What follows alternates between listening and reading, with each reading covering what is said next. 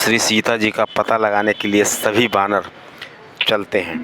तो सभी बानर को एक जो माता होती हैं वो सभी समुद्र के किनारे पहुंचा देती हैं।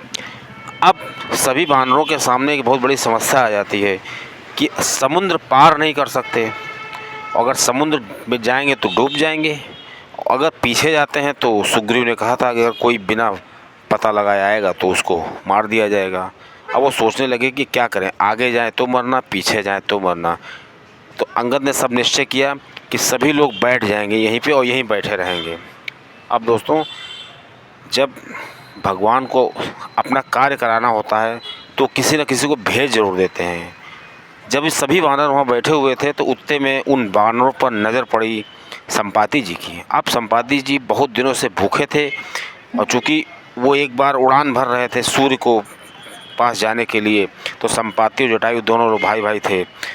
तो जब सूर्य के करीब पहुँचे तो जटायु जी लौट आए, लेकिन संपाति जी अहंकार आ गया उनको, वो नहीं लौटे। तो संपाति जी के जो पंख थे वो जल गए थे। तो उनको एक ऋषि ने आशीर्वाद दिया था कि जब भी श्री राम जी की वानर सेना आएगी और उनको तुम जब उनकी मदद करोगे तो तुम्हारे पंख फिर निकल आएंगे। लेकिन संपाति जी को क्या मालूम ये वही सेना है। संपाति जी ने सोचा कि मुझे ब्रह्मा जी ने खाने को दिया है, आहार बहुत दिन से मैं भूखा था। उधर संपाति जी उनको देखते हैं, बहुत प्रसन्न हो जाते हैं, कहते हैं आज हमको कुछ पेट भर के खाने को मिलेगा। तो अंगद कहते हैं, सभी वानर कहते हैं कि देखो, एक वो गिद्धराज थे जिन्होंने श्री राम जी की मदद की थी और एक ये हैं जो हम लोग को खाने जा रहे हैं। जैसे संपाति ने सुना, कहा कि अरे तुम किसकी बात कर रहे हो, ज़रा फिर से कहो। तो सब लोगों ने कहा कि मैं जटायु की बात कर रहा हूँ। तो कहा अरे जटायु तो मेरा भाई था। जब जटायु जी की गति के बारे में पता चलता संपाति जी को बहुत दुख होता है। अब संपाति जी समझ जाते हैं, बहुत हर्षित हो जाते हैं, सोचते हैं अब मेरे मुक्ति होने का समय आ गया है, क्योंकि उनको ऋषि ने वरदान दिया था कि जब भी तुम राम जी की सेना की मदद करोगे तो ज़रूर तुम्हारे साथ ऐसा होगा कि तुम्हारे पंख निकल आएंगे। उतनी देर में संपाति जी के पंख निकल आते हैं। फिर संपाति जी कहते हैं मैं तुम्हारी मदद करूँगा। तो सभी ने कहा मदद ये करिए, कहिए, देखिए सीता जी कहाँ, अपनी आँखों से देखिए, आपकी आँखें तो बहुत दूर तक देखती हैं।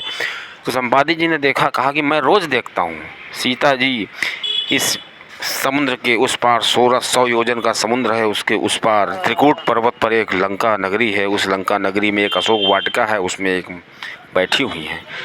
और दूसरी कहा मैं एक और मदद करूँगा, कहा कि जो भी इस समुद्र को पार करेगा, ये 100 योजन का समुद्र है, जो भी इसको पार करेगा उसी को जो है वो सीता जी का समाचार प्राप्त होगा। अब दोस्तों तो अब ये जब ये सुनते हैं तो बिल्कुल वो राज़ी हो जाते हैं और उस पार करने के लिए